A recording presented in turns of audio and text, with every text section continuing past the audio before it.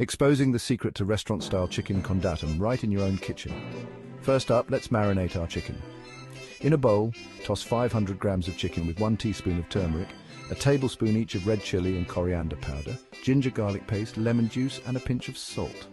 Give it a good mix and let it sit for 30 minutes. Trust me, this step is crucial for that heavenly flavor.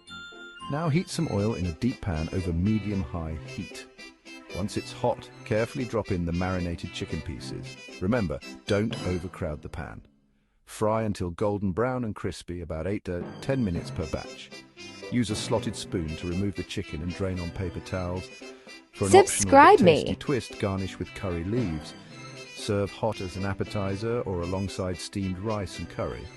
Pro tip, The adjust food the red chili mommy. for your spice level and sprinkle a bit of chaat masala or garam masala for an extra kick. Enjoy your delicious chicken kondattam.